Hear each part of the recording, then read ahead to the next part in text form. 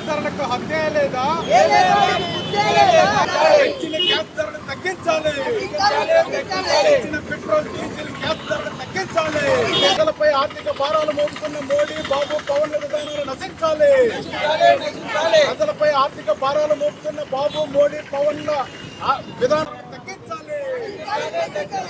ప్రజలపై వీరబాదులు మోపుతున్న ప్రభుత్వాలు నశించాలి. ప్రజలను ఇబ్బందులు పెడుతున్న ప్రభుత్వాలు నశించాలి. ధరలు పెంచి ప్రజలను ఇబ్బంది పాలు చేస్తున్న ప్రభుత్వాలు నశించాలి. ప్రజలపై భారాలు మోపుతున్న మోడీ బాబు పవన్ డౌన్ డౌన్. 2014కు ముందు నరేంద్ర మోడీ అధికారంలోకి రాకముందు బీజేపీ దేశంలో అధికారంలో వస్తే ప్రజలందరికీ కూడా అచ్చే దిన్నని ప్రకటన చేసుకున్నారు. ఈ 12 ఏళ్ల కాలంలో దేశ ప్రజలకి అచ్చే దిన్ కాదు సచ్చే దిన్. ఇవాళ ప్రతి 12 సంవత్సరాల కాలంలో నిత్యావసర సరుకుల ధరలు పెరిగిపోయి, పెట్రోల్ డీజిల్ ధరలు పెరిగిపోయి, గ్యాస్ ధరలు పెరిగిపోయి.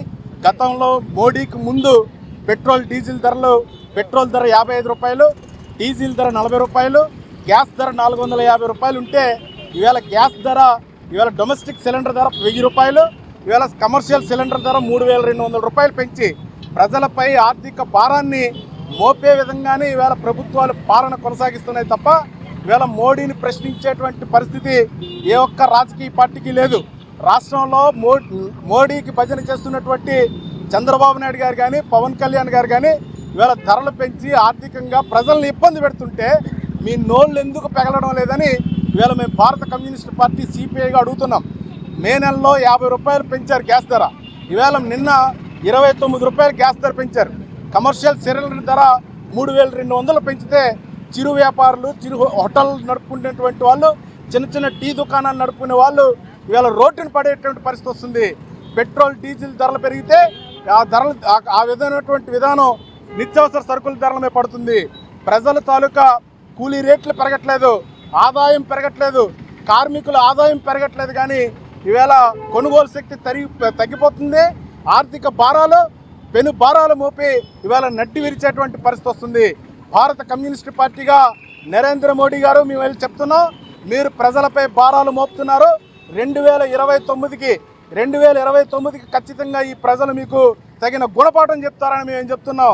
అయ్యా చంద్రబాబు నాయుడు గారు, రాష్ట్రంలో పవన్ కళ్యాణ్ గారు మీకు మోడీ గారు ఓట్లేయలేదు. రాష్ట్రంలో ఉన్న ప్రజలు మీకు ఓట్లేసి గెలిపించారు. ప్రజలు ఓట్లేసి గెలిపించినటువంటి పాపానికి మీరు ప్రజలపైన ఇంత కక్ష సాధిస్తారా?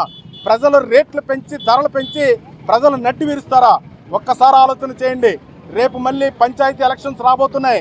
ప్రజలు మిమ్మల్ని చొక్కా పట్టుకొని నిలదీసేటువంటి పరిస్థితి రాబోతుంది. ఖచ్చితంగా ఇవాళ ధరలపైన మాతో కలిసి నరేంద్ర మోడీ పైన పోరాటం మీరు చేయకపోతే రాష్ట్రంలో ప్రజలకు ద్రోహం చేసినటువంటి పాలకులుగా మిగిలిపోయేటువంటి పరిస్థితి వస్తుందని ఈ నిరసన కార్యక్రమం ద్వారా మీకు హెచ్చరిస్తున్నాం.